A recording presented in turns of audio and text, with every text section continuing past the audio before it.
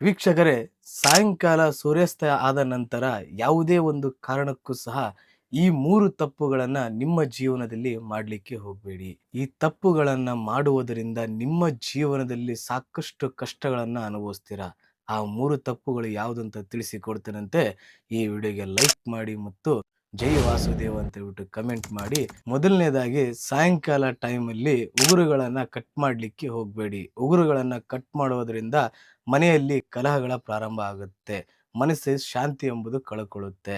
ಹಾಗೆಯೇ ಸಂಜೆ ಟೈಮಲ್ಲಿ ನಿಮ್ಮ ಕೈಯಿಂದ ದುಡ್ಡು ಎಂಬುದು ಹೊರಗಡೆ ಕೊಡ್ಲಿಕ್ಕೆ ಹೋಗಬಾರ್ದು. ಏಕೆ ಅಂತಂದ್ರೆ, ಸಾಯಂಕಾಲ ಸಾಕ್ಷಾತ್ ಲಕ್ಷ್ಮೀ ದೇವಿಯೇ ನಿಮ್ಮ ಮನೆಯಲ್ಲಿ ಬರತಕ್ಕಂತ ಸಮಯ ಇದಾಗಿರುತ್ತೆ. ಈ ಟೈಮಲ್ಲಿ ತಾವು ಏನಾದರೂ ಹಣ ಎಂಬುದು ಹೊರಗಡೆ ಕೊಟ್ರೆ ಸಾಕ್ಷಾತ್ ಲಕ್ಷ್ಮೀ ದೇವಿಯನ್ನೇ ಹೊರಗಡೆ ಕೊಟ್ಟ ಹಾಗೆ. ಮತ್ತು ಸಂಜೆ ಟೈಮಲ್ಲಿ ಯಾವುದೇ ಒಂದು ಕಾರಣಕ್ಕೂ ಸಹ ಮಲಗಲಿಕ್ಕೆ ಹೋಗಬಾರ್ದು. ಮಲಗೋದರಿಂದ ನಿಮ್ಮ ಜೀವನದಲ್ಲಿ ದರಿದ್ರತನವನ್ನ ತಾವೇ ಮೈಗಂಟಿಸ್ಕೊಂಡ ಹಾಗೆ. ಯಾವುದೇ ಒಂದು ಕಾರಣಕ್ಕೂ ಸಹ ಸಾಯಂಕಾಲದ ಹೊತ್ತು ಈ 3 ತಪ್ಪುಗಳನ್ನ ಮಾಡಲಿಕ್ಕೆ ಹೋಗಬೇಡಿ.